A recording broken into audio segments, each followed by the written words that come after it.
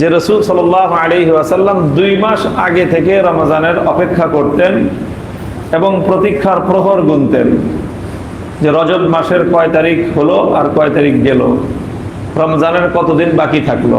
Countdown বলি যে আমরা, আমাদের যে কাউন্টডাউন শুরু হয়, আমরা তো 12ই ফেব্রুয়ারিকে কেন্দ্র করে একটা কাউন্টডাউন করেছি।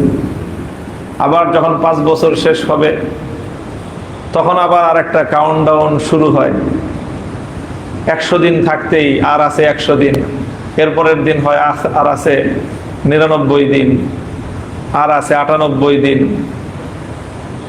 যারা যেই জিনিসের অপেক্ষায় থাকে, যেই জিনিসের যার কাছে কদর আছে, যেই জিনিসের যার কাছে মূল্য আছে, সে দেখবেন সেই জিনিসের জন্য কাউন্টডাউন শুরু করে দেয়। ব্যবসায়ীরা শুরু করে দেয় কাউন্টডাউন, খেলোয়াড়রা যারা খেলাধুলার প্রতি, ক্রীড়ার প্রতি যাদের খুব বেশি আগ্রহ, বিশ্বকাপের 100 দিন আগে থেকে কাউন্টডাউন শুরু হয়, সারা দুনিয়া জুড়ে শুরু হয়ে যায় কাউন্টডাউন। এগুলোর অর্থ কি, কেন করা হয় এই কাউন্টডাউন? এবং আন্তর্জাতিকভাবে যে সকল আয়োজনগুলো হয় ওগুলো কিন্তু সারা দুনিয়াব্যাপী একটা কাউন্টডাউন করা হয়। কেন? মানুষের মধ্যে সেটার প্রতি এক ধরনের উন্মাদনা সৃষ্টি করার জন্য, উৎসাহ সৃষ্টি করার জন্য এই কাউন্টডাউনটা করা হয়।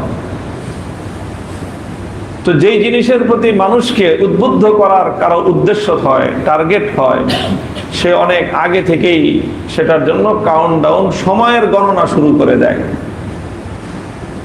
তো আল্লাহ রাসূল সাল্লাল্লাহু আলাইহি ওয়াসাল্লাম মানুষের মধ্যে রমজানুল মুবারক সম্পর্কে আগে থেকেই এই কাউন্টডাউনের সময়ের হিসাবটা যেন প্রত্যেকটা মানুষ করতে পারে, সেটার একটা চর্চা নিজেও করেছেন এবং পুরা উম্মতকে সেই তালিম দিয়েছেন যে তোমরা কিসের 5 বছরের কাউন্টডাউন করো, কিসের সরকার পরিবর্তনের কাউন্টডাউন করো, কিসের খেলাধুলার কাউন্টডাউন করো। তোমাদের তো বছরে একটা বিষয় আছে কাউন্টডাউন করার, সেটা হলো পবিত্র রমাদানুল মুবারক। কোন কোন হাদিস দ্বারা বোঝা যায় যে আল্লাহ পাক রব্বুল আলামিন 11 মাস আগে থেকে রমাদানুল মুবারকের একটা প্রস্তুতি শুরু করে দেন আল্লাহ পাকের কুদরতি ব্যবস্থাপনায়। 11 মাস আগে থেকে, 11 মাস আগে থেকে কিরকম? হাদিসের মধ্যে এসেছে কোন কোন বর্ণনায়, যখন একটা রমজান শুরু হয়, পরবর্তী রমজানের জন্য জান্নাত এবং বেহেশতকে আবার নতুন করে একটা ডেকোরেশন শুরু হয়। এবার রমজান শেষ, এই পুরানো ডেকোরেশন শেষ, এবার নতুন রমজানের জন্য আবার 11 মাস আগে থেকে পূর্ণ বেহেশতকে সুসজ্জিত করা শুরু হয়ে যায়। চলতে থাকে 11 মাস, চলতে চলতে নতুন রমজানের জন্য 11 মাস ধরে বেহেশতকে আবার নতুন করে সুসজ্জিত করা হয়। এরপরে যখন 11 মাস পরে রমজান আসে, রমজান আসার সাথে সাথে বেহেশতের মধ্যে একটা নতুন এক হিল্লোল প্রবাহিত হয়, বেহেশতের মধ্যে একটা বাতাস প্রবাহিত হয়। সেই বাতাসে গোটা বেহেশতের মধ্যে একটা গুঞ্জরণ শুরু হয়ে যায়। বেহেশতের প্রত্যেকটি পত্র পল্লবের মধ্যে একটা আনন্দের গান শুরু হয়ে যায় এবং গোটা বেহেশতের মধ্যে এই বাতাসটা প্রদক্ষিণ করে। প্রদক্ষিণ করতে করতে গোটা বেহেশত, আল্লাহর জান্নাত, মানে রমজানের আগমনে বেহেশতটা যেন নেচে উঠে, পুরা বেহেশতটা। এবং সেই বেহেশতের মধ্যে এরকম বাতাসের এক প্রচন্ড, মানে এরকম প্রবাহ শুরু হয় বেহেশতের মধ্যে। এই বাতাস চলতে চলতে এরপরে আল্লাহ পাক রব্বুল আলামিন যেটা করেন, ওয়াফতিহাত আবওয়াবুল জান্নাতি ফালাম ইফতাহ মিনহা বাব, বেহেশতের সমস্ত দরজাগুলি আল্লাহ খুলে দেন। খুলে দেওয়ার সাথে সাথে বেহেশতের সেই সমস্ত বাতাস বেহেশত থেকে প্রবাহিত হতে শুরু করে, এটা বেহেশতের সকল দরজাগুলি দিয়ে বের হয়ে যায়। বের হতে হতে বেহেশতের সেই বাতাস গোটা এই বিশ্ব চলাচলের মধ্যে, গোটা সৃষ্টি জগতের মধ্যে এক নতুন হিল্লোল সৃষ্টি করে, গোটা সৃষ্টি জগতের মধ্যে এক নতুন একটা উদ্দীপনা, নতুন এক জাগরণ সৃষ্টি করার জন্য সেই বাতাসটা প্রবাহিত হয়। এবং সেই বাতাস বেহেশত থেকে আস্তে আস্তে দুনিয়াতেও প্রতিটা মানুষের হৃদয় বন্দরে, প্রতিটা মানুষের দুয়ারে দুয়ারে, প্রত্যেকটা মানুষের অন্তরে অন্তরে সেই বাতাসের সুপ্রভাব, সেই বাতাসের একটা ধাক্কা প্রত্যেকটা মানুষের গায়ে পর্যন্ত এসে লাগে। আমরা হয়তো বুঝি না অনেক সময়, কিন্তু একটু ক্যালকুলেশন করলে এই বিষয়টা বুঝে আসবে যে বাতাসটা যে আমার গায়েও লাগছে। অনেক সময় তো আমরা ভূমিকম্প ওঠার পাই না, ভূমিকম্প কিন্তু হয়ে গেছে, অনেক সময় আমরা টের পাই না। পরে যখন আরেকজনে বলে এই কাঁপতেছে, কয় ঠিকই তো কাঁপতেছে। অনেক সময় অচেতন ঘুমায় থাকি, এত বড় ভূমিকম্প যে ঢাকার শহরে হয়ে গেছে অনেকেই কিন্তু টের পায় নাই। অনেকে তো ভূমিকম্পে কাঁপতে কাঁপতে একেবারে 6 তলা থেকে নেমে গেছে, আবার অনেকে ঘুমাইছিল, ঘুমাই থাকছে, কিন্তু সে টেরও পায় নাই। তো কারো টের পাওয়া না পাওয়ার দ্বারা ভূমিকম্প কিন্তু ঠেকে থাকে নাই।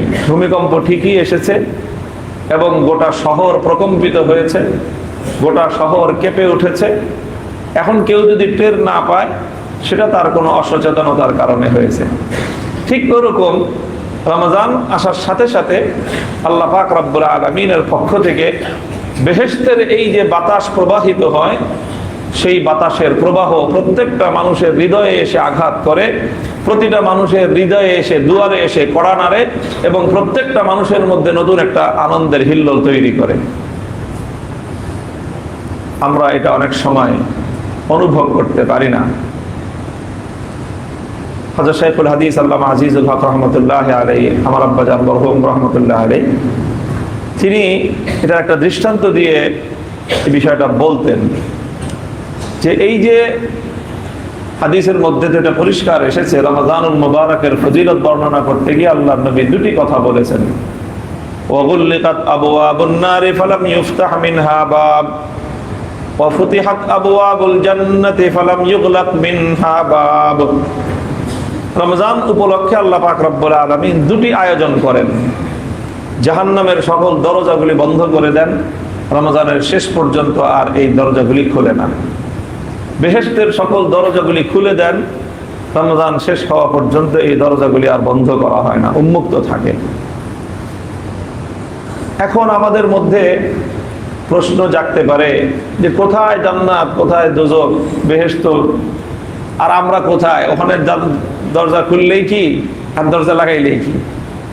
আমরা তো আর এখান দিয়ে জান্নাত থেকে ঢুকতে পারতেছি না রমজান উপলক্ষে, যে যাক এক মাস যে একটু বেহেশতে ঘুরে ঘুরে আসলাম, তা তো আর হচ্ছে না।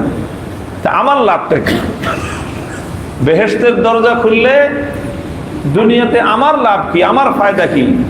তা আমার যদি ফায়দা না থাকে, তা আল্লাহ পাক রব্বুল আলামিন এই বেহেশতের দরজা খুললেন আর বন্ধ করলেন, তো এতে আমার কি লাভ? বাংলায় বলে যে বেল পাকলে কাউয়ার কি লাভ। অনেক ফল আছে পাকলে কাকের লাভ আছে। সবেদা ফল পাকলে এটা বাদুরের লাভ। অনেক ফল, যে কলা পাকলে কাকের লাভ, কারণ কাক এগুলো পাকলে পরে ঠোকরায় ঠোকরায় খেতে পারে। কিন্তু বেল পাকলে, বেল যতই পাকুক, বেলের যে উপরের যে চারাটা, এটা তো নরম হয় না। বেল পাকলে চারা নরম হয় না। এই জন্য বেল যতই পাকুক, তার ঘ্রাণ যতই ছুলুক, কিন্তু কাকের কোনো লাভ নাই, কারণ ওই বেলের চারা ভেদ করে ভিতর থেকে বেল খাওয়া কাকের পক্ষে সম্ভব না, কারণ কাকের ঠোঁট দিয়ে এই বেলের আবরণটা এটা ভাঙতে পারে না। এই জন্য বাংলা এটা প্রবাদ যে বেল পাকলে কাউয়ার কি লাভ। সাহেব বলতেন যে না, বেল যদি পাকার মতো পাকে, তা কাউয়ার লাভ আছে। কিভাবে লাভ?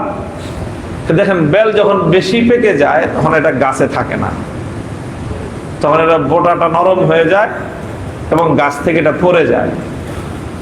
সেটা যে পরে, বেল গাছ তো আর লাউ গাছের মতো না যেটা মাটির সাথে থাকে, তা তো না। বেল গাছ তো অনেক বড় হয়, বেল গাছ অনেক বড় হয়, একেবারে সেই 100 ফিট 200 ফিট উপর থেকে মাটিতে বেল পড়বে।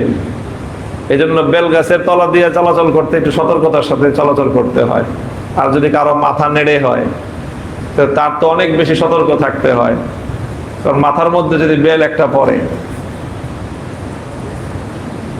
তো এত উপর থেকে বেল যখন পরিপক্ক হয়ে পেকে গিয়ে মাটিতে যখন পড়ে যায়, তখন এই বেল তো আর আস্ত থাকে না, এটা তখন ফেটে যায়। এই ফেটে গেলে তো কাউয়ার লাভ আছে। তো এই জন্য এই প্রবাদ যেটা আছে বাংলায় যে বেল পাকলে কাউয়ার কি লাভ, এটার মধ্যেও এক্সেপশন আছে। সেটা হলো বেল যদি পাকার মতো পাকে তাহলে কাকের লাভ আসলে আছে। ঠিক তদ্রূপ বেহেশত এবং দোজখ দুনিয়া থেকে বহু দূরে বহু দূরে বহু দূরে, অগণন অগণিত দূরত্বে এই বেহেশতের অবস্থান। কিন্তু যত দূরত্বেই থাকুক না কেন, আল্লাহ পাক রব্বুল আলামিন যখন বেহেশতের দুয়ার খুলে দেন, তখন এই পৃথিবীতেও তার উপকারিতা এবং তার যে ফায়দা, এটা প্রতিটা মানুষের দুয়ারে দুয়ারে পৌঁছে যায়। এটার দৃষ্টান্তটা হলো অনেকটা এরকম যে দেখেন, আমরা বাংলাদেশ নদীমাতৃক দেশ, খাল বিলের দেশ। আমরা দেখি যে এক একটা খাল বিলের মধ্যেও প্রতিদিন নির্দিষ্ট একটা সময়ে জোয়ার এবং ভাটা সৃষ্টি হয়। এটা তো আপনাদের সবারই জানা আছে মনে হয়। খাল বিল সব জায়গায় কিন্তু জোয়ার আসে, জোয়ারের সময় পানি একটু বেড়ে যায়, আবার ভাটার সময় পানি একটু কমে যায়। তো খাল বিলে পানি কমে পানি বাড়ে, তো এই পানি যে বাড়লো কোত্থেকে আসলো এই পানি? আবার পানি যে কমে গেল কোথায় চলে গেল এই পানি? আসলে তো বিল থেকে যায় খালে, খাল থেকে যায় নদীতে। এত নদী, এত খাল, এত বিল, এত পানি, এর 1 ঘন্টার মধ্যে 1 হাত বেড়ে গেল, আবার 1 ঘন্টার ব্যবধানে 1 হাত পানি কমে গেল। এই পানির পরিমাণটা অনুমান করা যায় যে কত পানি। এই পানি কি কেউ তার বালতিতে ঢুকে উঠে রাখছে আর বালতি থেকে ঢেলে দিয়েছে? ব্যাপারটা এমন কোনো মানুষের পক্ষে সম্ভব এই পরিমাণ পানি উঠায় রাখা, আবার এই পরিমাণ পানি ঢেলে দেওয়া? না, সম্ভব না। তো এই পানি যায় কোথায়? আসলে জোয়ার ভাটার রহস্যটা কি? জোয়ার ভাটার রহস্যটা হলো এই, এটা আমার আল্লাহ পাক রব্বুল আলামিনের একটা সৃষ্টির নিজাম। আল্লাহ পাক রব্বুল ইজ্জতের সৃষ্টির একটা ব্যবস্থা। প্রতিদিন নির্দিষ্ট একটা সময়ে সমুদ্রের মধ্যে একটা বাতাস সৃষ্টি হয়, মধ্য সমুদ্রে একটা বাতাসের প্রবাহ তৈরি হয়। সেই বাতাসের প্রবাহের মধ্যে সমুদ্রের পানির মধ্যে বাতাসের যখন চাপ লাগে, তখন সমুদ্রের পানি তরঙ্গায়িত হয়। সমুদ্রের পানির মধ্যে যখন তরঙ্গ শুরু হয়, ঢেউ শুরু হয়, তো আমরা যারা সৈকতে গিয়েছি, সমুদ্র সৈকতে, তো আমরা দেখেছি যে এক একটা ঢেউ কত বড় বড় হয়। 5 ফিট, 10 ফিট, 15 ফিট, 20 ফিট পর্যন্ত এক একটা ঢেউ আছড়ে আসতে থাকে। তো এই যে যখন ঢেউটা আসে, পানিটা তখন অনেক স্ফীত হয়ে যায়, অনেক ফুলে উঠে, অনেক বড় হয়ে যায়, উপরে উঠে যায়। তখন কি আসলে পানি বাড়ছে? পানি তো বাড়ে না। তো পানি যে বাড়ে না, কিন্তু পানি উপরে উঠলো কিভাবে? এটা হলো বাতাসের খেলা। বাতাস এসে যখন পানিকে ধাক্কা দিল, তখন এই পানিটা বাতাসের ধাক্কায় এটা তরঙ্গায়িত হয়, এটা ঢেউ খেলে এই পানিটা উপরের দিকে উঠে যায়। তো যখন সমুদ্রের মধ্যে এই ঢেউ উঠে, তখন গোটা সমুদ্রের এই পানি ঢেউয়ে ঢেউয়ে সমুদ্রের মাছ দরিয়া থেকে এটা আসে আসলে উপকূলে চলে আসে। উপকূলে চলে এসে এই পানিগুলো সব নদীর মধ্যে আছড়ে পড়ে। তখন নদীর পানি বেড়ে যায়। নদীর পানি যখন বেড়ে যায়, তখন নদীর ধাক্কা এসে আস্তে আস্তে একেবারে সেই উপকূলের নদী থেকে পর্যায়ক্রমে সেই নদীর পানি ধাক্কায় ধাক্কায় প্রত্যেকটা নদীতে এই পানিটা বেড়ে যায়। এরপরে ওরকম যে সমস্ত নদীর সাথে সরাসরি সমুদ্রের সংযোগ আছে, মেঘনার সাথে সমুদ্রের সম্পর্ক, সেখান থেকে আসে পদ্মায়, পদ্মা থেকে চলে যায় যমুনায়। এইভাবে আস্তে আস্তে এক একটা নদী, সব নদী ইন্টারকানেক্টেড, একটা থেকে আরেকটা, একটা থেকে আরেকটায় এই পানির ধাক্কা লেগে পানিগুলো বেড়ে যায়। এরপরে সেখান থেকে খালের মধ্যে পানি বেড়ে যায়, এরপরে সেই খালের ধাক্কা গিয়ে বিলে চলে যায়। এমনকি প্রত্যেকটা গ্রাম গঞ্জের পাড়ায় মহল্লায় প্রত্যেকটা মানুষের দুয়ারে দুয়ারে যেই পানি, সেই পানিটা জোয়ারের সময় বেড়ে যায়। আবার একটা নির্দিষ্ট সময়ের পর সমুদ্রের সেই বাতাসটা থেমে যায়। সমুদ্রের সেই বাতাস থেমে যাওয়ার সাথে সাথে ধীরে ধীরে সমুদ্রের পানি শান্ত হয়ে যায়। সমুদ্রের পানি যখন শান্ত হয়ে যায়, তখন আস্তেই এই পানিটা আবার একটু নিচের লেভেলে চলে আসে। যখন সমুদ্রের পানি নিচে চলে আসলো, তখন নদীর মধ্যে যে পানি বেড়েছিল ধাক্কায়, ওই যে ঢেউয়ের ধাক্কায় সেই পানিটাও আবার আপন জায়গায় চলে আসে। আবার খালের পানিও আপন জায়গায় চলে আসে, বিলের পানিও আপন জায়গায় চলে আসে। আসলে পানি বাড়েও না, পানি কমেও না। এটা হলো সমুদ্রের একটা বাতাসের খেলা, আর কিছুই না। মুহতারাম হাজিরিন, ঠিক যেভাবে মাঝ দরিয়ায় উত্থিত একটা বাতাসের প্রবাহ প্রতিটা মানুষের দুয়ারে দুয়ারে পানির জোয়ার পৌঁছে দেয়, ঠিক তদ্রূপ রমজানুল মুবারক শুরু হওয়ার সাথে সাথে আমার আল্লাহ পাক রব্বুল আলামিন জান্নাতের মধ্যে এক বাতাসের প্রবাহ সৃষ্টি করেন। সেই বাতাসের প্রবাহ জান্নাতের মধ্যে একটা ঢেউ এবং তরঙ্গ তৈরি করে। সেই তরঙ্গ গোটা বেহেশতকে তরঙ্গায়িত করে সমস্ত দরজাগুলি দিয়ে বের হয়ে যায়। বের হয়ে সেটা সারা পৃথিবীর সমস্ত সৃষ্টি জগৎকে নাড়া দিয়ে যায়, গোটা এই বিশ্ব চরাচরকে নাড়া দিয়ে যায়। আকাশমণ্ডল, নবমণ্ডল সবগুলির মধ্যে এগুলো নাড়া দিতে দিতে দুনিয়ায় সেই বাতাসটা পর্যন্ত চলে আসে। আস্তে আস্তে প্রত্যেকটা মানুষের ঘরে ঘরে সেই বাতাসের ধাক্কা লেগে যায়, প্রতিটা মানুষের হৃদয়ে হৃদয়ে সেই ধাক্কা লেগে যায়। আর সেই ধাক্কার চোটেই দেখা যায় 12 মাসে জুমার দিনেও মসজিদ ভরে না। রমজান মাস আসার সাথে সাথে মসজিদ উপচায় পড়ে 5 তলা, জায়গা হয় না। ছাদে প্যান্ডেল টানানো হয়েছে, সেখানেও জায়গা হয় না। রাস্তাঘাট উপচে পড়ে সমগ্র মানুষের মধ্যেই যেন একটা আল্লাহর প্রতি আকর্ষণ, আখিরাতের প্রতি একটা আকর্ষণের এক নবোদ্দীপনা সৃষ্টি হয়ে মনে হয় যেন বাঁধ ভাঙ্গা জোয়ার শুরু হয়ে যায় মসজিদগুলোর দিকে। এটা আসলে এমনিই না। ওই যে আল্লাহ পাক রব্বুল আলামিন জান্নাতের মধ্যে যে বাতাসের প্রবাহ সৃষ্টি করেছেন, সেই বাতাসটাই তরঙ্গায়িত হয়ে প্রতিটা মানুষের হৃদয়ে হৃদয়ে এসে ধাক্কা লাগে। এই জন্য মানুষ হৃদয় থেকে একটা অনুভব করে যে আমার এখন নামাজ পড়া দরকার, আমার মসজিদমুখী হওয়া দরকার, আমার আল্লাহমুখী হওয়া দরকার, আমারও একটু নেকি কামাই করা দরকার। মানুষের অন্তরের মধ্যে এইরকম একটা অনুভূতি সৃষ্টি হয় আপনা আপনি। এই অনুভূতিটা আসলে আপনা আপনি সৃষ্টি হয় না, এই অনুভূতিটা প্রত্যেকটা অন্তরের মধ্যে, প্রতিটা মানুষের হৃদয়ের মধ্যে সৃষ্টি করেন সেই মহান আল্লাহ পাক রব্বুল আলামিন, যিনি মানুষের অন্তরের পরিবর্তনকারী। আল্লাহুম্মা ইয়া মুকাল্লিবাল কুলুব সাব্বিত কুলুবানা আলা দীনিক, আল্লাহুম্মা ইয়া মুসাররিফাল কুলুব সাররিফ কুলুবানা ইলা তাআতিক। আল্লাহ আমাদের হৃদয়গুলিকে আরো বেশি আন্দোলিত করে দেন রমজানুল মুবারক উপলক্ষে। মুহতারাম হাজিরিন, আমি যে কথাটা শুরু করেছিলাম, তো আল্লাহ পাক রব্বুল আলামিন তো জান্নাতের মধ্যে রমাদানের প্রস্তুতি শুরু করলেন 11 মাস আগে। আর রাসূল সাল্লাল্লাহু আলাইহি ওয়াসাল্লাম প্রত্যক্ষভাবে 2 মাস আগে থেকে নিজে জেগে উঠতেন, নিজে অপেক্ষার প্রহর গুনতেন। এই জন্য রজব এবং শাবান মাসের তারিখ গণনা করা, চন্দ্র তারিখ গণনা করা, এটা সুন্নত। বিশেষভাবে রজব এবং শাবান মাসের তারিখ গণনা করা, যে কয় তারিখ, আজকে কয় তারিখ, কেন?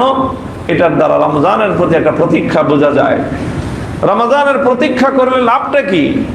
রমজানের অপেক্ষা করলে লাভ হলো এই, হাদিসের মধ্যে এসেছে যে আল্লাহর বান্দা যখন কোন নেক আমলের জন্য অপেক্ষা করতে থাকে, যেরকম যে ব্যক্তি নামাজের আগে এসে নামাজের জন্য অপেক্ষা করতে থাকে, ইন্নাল আবদা ফি সালাত মা দামা ইয়ানতাজিরুস সালাত, একজন মানুষ যতক্ষণ পর্যন্ত নামাজের অপেক্ষায় সে বসে থাকে অথবা অপেক্ষার প্রহর গুনতে থাকে, সে তো নামাজ পড়তেছে না, সে তো বসে আছে আর অপেক্ষা করতেছে যে জামাত শুরু হলে জামাতে দাঁড়াবে। তার নামাজ শুরু হয় নাই, কিন্তু আল্লাহর পক্ষ থেকে নেকি লিপিবদ্ধকারী ফেরেশতার প্রতি হুকুম জারি হয়ে গেছে, আমার বান্দা যখন থেকে অপেক্ষার প্রহর গুনতেছে তখন থেকে তার নামাজের নেকি লেখা শুরু করে দাও। ভাই, নামাজ তো আমি 4 রাকাতই পড়বো, আমার তো জুমার নামাজ 2 রাকাতের বেশি পড়ার সুযোগ আছে? আমার তো জুমার নামাজ 2 রাকাতের বেশি পড়ার সুযোগ নাই। 2 রাকাত পড়তে হয়তো সর্বোচ্চ 10 মিনিট লাগবে। আমার পক্ষে তো নামাজ পড়ে 10 মিনিটের বেশি নেকি কামাই করার সুযোগ নাই। কিন্তু আমি যদি 1 ঘন্টা আগে থেকে অপেক্ষার প্রহর গুনতে থাকি, তা আমার নেকি তো 1 ঘন্টা 10 মিনিট কামাই করার সুযোগ আছে আমার জন্য। নামাজ বেশি পড়ার সুযোগ নাই, কিন্তু নামাজের নেকি বেশি কামাই করার সুযোগ আছে। একটু বুদ্ধিমত্তার সাথে, একটু সতর্ক থাকলে, একটু সচেতনতার মাধ্যমে আমরা এরকম প্রচুর পরিমাণ নেকি উপার্জন করতে পারি। নামাজের অপেক্ষা, সময় হয় নাই, আজান হয় নাই, বাইরে বসে বসে গল্প করতেছি, আড্ডা দিতেছি, সময় নষ্ট করতেছি, আচ্ছা আজান হলে যাব। আমি যদি চিন্তা করি যে না, আমার তো কোনো কাজ নেই এখন, তো এই সুযোগে একটু নেকি কামাই করে নেই, এই সুযোগে একটু পয়সা, একটু আমি আখিরাতের আমি লাভ উপার্জন করে নেই। মসজিদে এসে 10 মিনিট, 15 মিনিট, 20 মিনিট, আধা ঘন্টাও যদি আমি অপেক্ষা করি, আমি যদি সারা দিনও অপেক্ষা করি, আমার আল্লাহ পাক রব্বুল আলামিন আমার সারা দিন রাত পূর্ণ সময়টাকেই নামাজরত অবস্থায় লিখতে আমার আল্লাহ পাক রব্বুল আলামিন এতটুকু কার্পণ্য করবেন না। তো যেই বান্দা 2 মাস আগে থেকে রমজানের জন্য অপেক্ষার প্রহর গুনতে থাকলো, রমজান তো আসলো রমজানের 1 তারিখে, কিন্তু তার রমজানের নেকি কিন্তু শুরু হয়ে গেছে রজব মাসের 1 তারিখে। এই সবগুলি কথা আমি একটা বিষয় বোঝানোর জন্য আপনাদের সামনে উপস্থাপন করলাম আল্লাহর কোরআন এবং নবীর হাদিস থেকে। সেটা হলো যে রমাদান বহু কাঙ্ক্ষিত, বহু প্রতীক্ষিত এক দৌলত, এক সম্পদ, যেটা আল্লাহ পাক রব্বুল ইজ্জত আমাদেরকে দান করেছেন। এই জন্য আমাদের সকলের উচিত যে এই রমাদানকে পেয়ে আনন্দিত হওয়া, নিজেকে সৌভাগ্যবান মনে করা এবং আল্লাহ পাক রব্বুল আলামিনের কাছে শুকরিয়া আদায় করা যে আল্লাহ, আমার হায়াতটা তো রমজানের আগেও শেষ হয়ে যেতে পারত। কত মানুষ রমজানের আগেই বিদায় নিয়েছেন, রমজানের ঠিক 8 দিনও বিদায় নিয়েছেন। আল্লাহ, আপনি মেহেরবানি করে আমাদের হায়াতটাকে রমজান পর্যন্ত আপনি প্রলম্বিত করে দিয়েছেন। মালিক, আপনার মেহেরবানি, আপনার দয়া, আমাদেরকে এর শুকরগুজারি আদায় করা তৌফিক দান করেন। আর এবার বিশেষ করে আমাদের জাতীয় জীবনে এই ন্যাশনাল ইলেকশন ফিলেকশন, এগুলো আমাদের জাতীয় জীবনের জন্য দরকার ছিল, কিন্তু আমাদেরকে এই দিক থেকে একটু ক্ষতিগ্রস্তই করে দিয়েছে, এটা স্বীকার করতেই হবে। আর এই ক্ষতির একজন অন্যতম ভাগীদার আমিও। এই জন্য আমি আপনাদের কাছে ক্ষমা প্রার্থনা করতেছি যে আসলে যেই সময় আমাদের রমজানের বার্তা নিয়ে মানুষের দুয়ারে দুয়ারে যাওয়া দরকার ছিল, আমরা সেই সময় রমজানের প্রস্তুতি বাদ দিয়ে, রমজানের আলোচনা বাদ দিয়ে আমাদেরকে এই মার্কার আলোচনা নিয়ে মানুষের কাছে কাছে যেতে হয়েছে। আল্লাহ আমাদের গোটা জাতিকে ক্ষমা করে দিন। এটা হলো সমস্যা, যে জাতিগতভাবে যদি আমরা নিজেদের পরকালের স্বার্থকে বিবেচনা করতে না পারি, তাহলে এই জাতীয় সমস্যা কোনোদিনও মিটবে না। আল্লাহ আমাদের এই জাতিকে এই জাতীয় সমস্যার হাত থেকে পরিত্রাণ দান করার ব্যবস্থা করে দিন। তো যাই হোক, এটা হলো প্রথম কথা, যে এই মুহূর্তে আমাদের সর্বপ্রথম করণীয় হলো রমাদান আমরা পেয়ে গেছি, আলহামদুলিল্লাহ। রমাদানের কদর বুঝতে হবে, রমাদানের মূল্যটা বোঝা দরকার। প্রথম এই অনুভূতি দরকার। এটা অনুভব করি না আমি, মাঝে মাঝে মানুষ অনুভব করলে, এটার মধ্যে একটু অনুভব করার চেষ্টা করলে একটা ফিলিংস আসে। চোখটা বন্ধ করে দাঁড়ায় থেকে মসজিদের সামনে দেখেন না যে বেহেশত থেকে একটা মলয় বাতাস, প্রশান্তির একটা বাতাস এসে আমার গায়ে লাগতেছে, এরকম করে একটা ফিলিংস আনা যায় কিনা? আসলেই আসে। বেহেশত থেকেই বাতাস প্রবাহিত হয়। এটা আল্লাহর নবীর পয়গাম, মিথ্যার কোনো সম্ভাবনা নাই। ভুল হওয়ার কোনো সম্ভাবনা নাই। বেহেশত থেকে বাতাস প্রবাহিত হয়ে গোটা দুনিয়ায় এই বাতাস চলতে থাকে রমাদানুল মুবারক জুড়ে।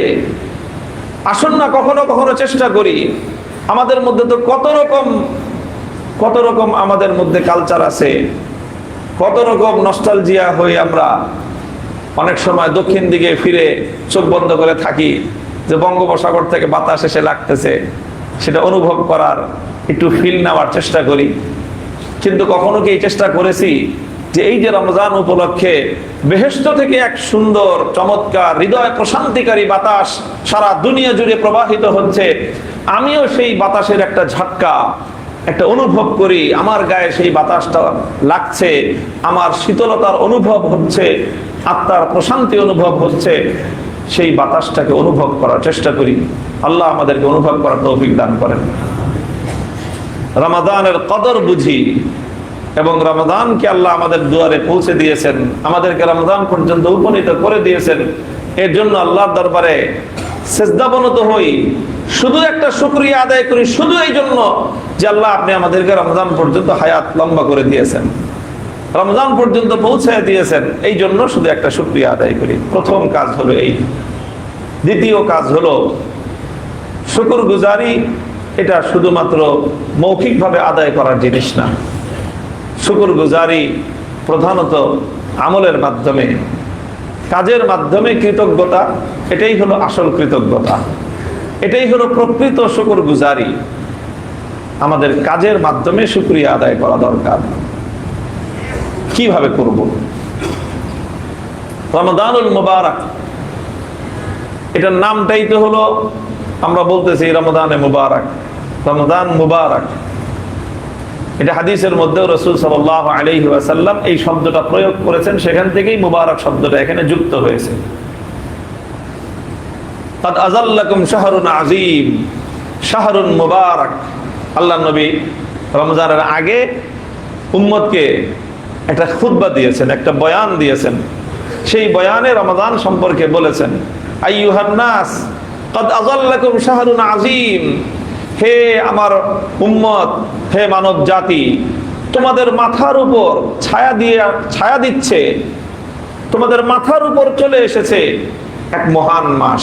প্রথম শব্দ হলো এক মহান মাস, দ্বিতীয় শব্দটাই হলো শাহরুন মুবারক, বরকতময় এক মাস। বরকতময় অর্থ কি? আমরা তো মুবারক মুবারক বলি, বরকতময়ের অর্থ সহজ ভাষায় হযরত শাইখুল হাদিস রাহমাতুল্লাহ আলাইহি বলতেন, কথ্য ভাষায় সহজে বুঝতে হলে এক শব্দে বরকতময় মানে হলো অল্প তেলে মসমসা ভাজা। তেল কম খরচ হবে কিন্তু ভাজা মসমসে হবে, অর্থাৎ ইনভেস্ট কম প্রফিট বেশি। এটাই হলো বরকত। রমজান বরকতময়, এর অর্থ হলো রমজানে আমি কষ্ট কম করে আমি অধিক মুনাফা অর্জন করতে পারবো, অল্প আমল করে বেশি নেকি উপার্জন করতে পারবো, অল্প মেহনতের দ্বারা আমি অধিক লাভবান হতে পারবো। এই জন্যই রমাদানকে মুবারক বলা হয়। তো আমরা আল্লাহ পাক রব্বুল আলামিনের পক্ষ থেকে রমাদানকে বরকতময় করা হয়েছে।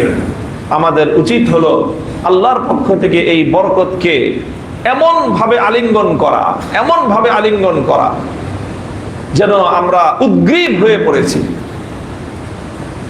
আল্লাহর পক্ষ থেকে বরকত আসলে সেটাকে কেমন ভাবে আলিঙ্গন করতে হয় দেখেন। হযরত আইয়ুব আলাইহিস সালাতু ওয়াস সালাম, তো আমরা জানি সকলেই, ইতিহাস কোরআনে পাকের মধ্যে বর্ণনা হয়েছে। আইয়ুব আলাইহিস সালাতু ওয়াস সালাম, উনি সবচেয়ে বেশি প্রসিদ্ধ ওনার কোন বৈশিষ্ট্যের জন্য বলতে পারেন? ধৈর্য, তাই না? সবর। সবরের ক্ষেত্রে আইয়ুব আলাইহিস সালাম হলেন পৃথিবীবাসীর জন্য আল্লাহর পক্ষ থেকে উপস্থাপিত সর্বশ্রেষ্ঠ আদর্শ। আইয়ুব আলাইহিস সালাম, ওনার উপর দিয়ে আল্লাহ পাক রব্বুল আলামিন বিপদের পর বিপদ, বিপদের পর বিপদ। প্রথমে ওনার সম্পদ ধ্বংস হয়েছে, সব শেষ, পরিবার পরিজন সব শেষ। তারপরে নিজের শরীর যেটা মানুষের সর্বশেষ, এটা একেবারে সম্পূর্ণ পচে গলে পোকামাকড় হয়ে সারা শরীরটা পর্যন্ত বিধ্বস্ত হয়ে গিয়েছিল। এই তো সেই জায়গা থেকে আল্লাহ পাক রব্বুল আলামিন দীর্ঘ এক পরীক্ষার পরে আল্লাহ রিকভারি করলেন, আইয়ুব আলাইহিস সালামকে সুস্থতা দান করলেন। ওনার শরীর আবার সুন্দর সুদর্শন মানুষে তিনি পরিণত হলেন। ওনার আবার সেই সন্তান সন্ততি পরিবার পরিজন সব আগের মতো হলো। ওনার সম্পদ আগের চেয়ে আরো সুন্দর হলো। সব আল্লাহ পাক রব্বুল আলামিন রিকভারি করে দিয়ে আরো বেশি দিয়ে দিলেন। সেই জীবনের ঘটনা। আইয়ুব আলাইহিস সালাতু ওয়াস সালাম এইরকম সময়ে একদিন গোসল করতে গেছেন। কোনো একটা নদীর ঝিলে হবে অথবা কোনো খালের পাড়ে কোনো একটা জায়গায় পানিতে গোসল করতে গেছেন। তিনি গোসল করতে যাওয়ার সাথে সাথে দেখেন অসংখ্য অগণিত ফড়িং, ফড়িং আছে না, যে ঘাস ফড়িং বলি আমরা, এই ফড়িং গুলো উড়ে আসতেছে ঝাঁকে ঝাঁকে। এবং আশ্চর্য হলো সাধারণ ফড়িং না, এই সবগুলো স্বর্ণের ফড়িং, একেবারে অরিজিনাল স্বর্ণ। এই স্বর্ণের ফড়িং ঝাঁকে ঝাঁকে উড়ে আসতেছে আইয়ুব আলাইহিস সালামের দিকে চতুর্দিক দিয়ে। হযরত আইয়ুব আলাইহিস সালাতু ওয়াস সালাম গোসল বাদ দিয়ে যে গামছা নিয়ে গেছেন গোসল করতে, এই ফড়িং ধরে ধরে সব গামছার মধ্যে ভরা শুরু করলেন। মানে অস্থির হয়ে উদ্গ্রীব হয়ে খালি গামছার মধ্যে ব্যাগের মধ্যে সবকিছুর মধ্যে এই ফড়িং ভরা শুরু করলেন। আল্লাহ পাক রব্বুল আলামিন ডাক দিলেন, আলাম উগনিকা আন হাযা ইয়া আইয়ুব, হে আইয়ুব তোমারে কি আমি কম দিছি? হ্যাঁ, কি ছিলা আর কি বানাইছি? তুমি কিরকম ছিলা যে তোমাকে দেখলে মানুষ ঘৃণা করত, তোমার শরীর থেকে এমন দুর্গন্ধ ছড়াতো যে মানুষ তোমার দুর্গন্ধে আশেপাশে আসতে পারতো না। সেই জায়গা থেকে আমি তোমাকে কোথায় নিয়ে আসছি? সম্পদের অভাব কি পড়ছে তোমার? তোমার তো কোনো কিছুর অভাব নাই, আর এইরকম কিছু স্বর্ণ দেখে তুমি এরকম পাগল হয়ে গেলা। আমি কি তোমাকে এই সম্পদের প্রতি লালায়িত হওয়া থেকে আমি কি তোমাকে অমুখাপেক্ষী করি নাই? আল্লাহর প্রশ্ন। আল্লাহু আকবার। হযরত আইয়ুব আলাইহিস সালাতু ওয়াস সালাম যে জবাবটা দিয়েছিলেন সেই জবাবটাই হলো আমাদের জন্য শিক্ষণীয় এবং অনুকরণীয়।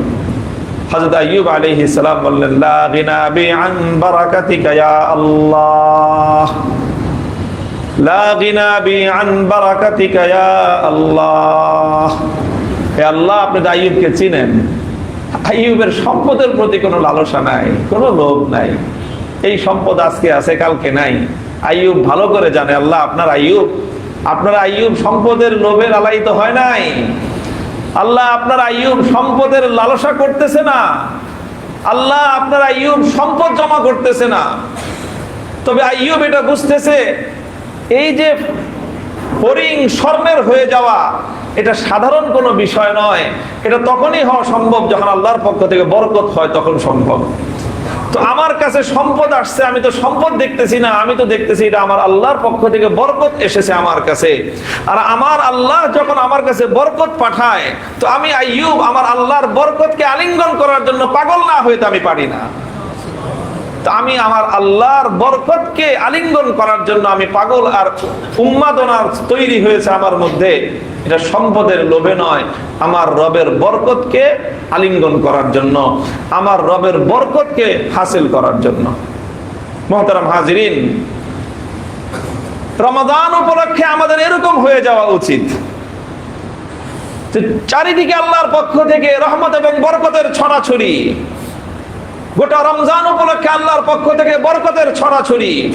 আল্লাহ যখন আমার চারিদিকে বরকতের ফড়িংগুলো আমার চারিদিকে যেরকম উঠতেছে, আমাদের তো এরকম পাগল আর উম্মাদ হয়ে আইয়ুব আলাইহিস সালাতু ওয়াস সালামের মতো নাওয়া খাওয়া সব বাদ দিয়ে এই বরকতগুলিকে নিজের মধ্যে, নিজের চাদরে, নিজের জামায়, নিজের সবকিছুতে এই বরকতগুলিকে অর্জন করে, এগুলোকে নিজে আলিঙ্গন করে নিজে সংরক্ষণ করার জন্য পাগল হয়ে যাওয়া দরকার,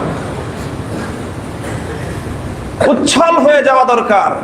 যে হায় হায় সময় চলে গেল, রাতটা তো ঘুমায় পার করে দিলাম, রমজানের রাত, হায় হায় রমজানের রাত ঘুমায় পার করে দিলাম।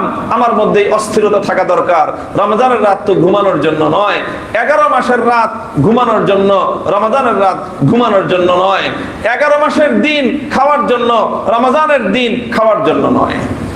হাদিসের মধ্যে আসছে কিয়ামতের দিন আল্লাহ পাক রব্বুল আলামিনের সামনে রোজা এবং কোরআন এই দুটো দাঁড়িয়ে আল্লাহর সামনে সুপারিশ করবে। রোজা দাঁড়িয়ে বলবে যে আল্লাহ, আমি তোমার বান্দাকে সারাদিন পানাহার থেকে বিরত রেখেছি। তার সমস্ত ব্যবস্থাপনা ছিল এবং তার চাহিদাও ছিল এবং সেই চাহিদা পূরণ করার ব্যবস্থাও ছিল, কিন্তু আল্লাহ আমি রোজা, তোমার বিধান, আমি তোমার বান্দাকে সারাটা দিন খাবার থেকে উপোস রেখেছি, পানি থেকে তাকে পিপাসার্ত রেখেছি। কাজেই আজ আমি তোমার বান্দার জন্য তোমার কাছে সুপারিশ করতেছি। কোরআন দাঁড়ায় যাবে, কোরআন দাঁড়ায় বলবে যে আল্লাহ, তোমার এই বান্দা সারাটা দিন খায় নাই, পান করে নাই, ক্লান্ত, পরিশ্রান্ত, পিপাসার্ত ছিল। এই অবস্থায় তার সামনে রাতের প্রশান্তিদায়ক নীরবতা এসেছিল, রাতের অন্ধকার তাকে এসে আচ্ছন্ন করে নিয়েছিল, যেই সময়টায় মানুষের জন্য ক্লান্তির পরে, শ্রান্তির পরে ঘুম যখন মানুষের কাছে সবচেয়ে বেশি প্রিয় হয়। হে আল্লাহ, সেই কোরআন আমি তখন এসে তাকে বলেছি, রমজানের রাত তো ঘুমানোর জন্য নয়, রমজানের রাত তো আল্লাহ পাক কোরআনের জন্য বরাদ্দ করেছেন। সুতরাং হে আল্লাহর বান্দা, তুমি ওঠো, দাঁড়াও, এই রাতটাকে তুমি কোরআনের দ্বারা তুমি আলোকিত করো, কোরআনের দ্বারা তুমি এই রাতটাকে জীবিত করো, উজ্জীবিত করো। তোমার বান্দা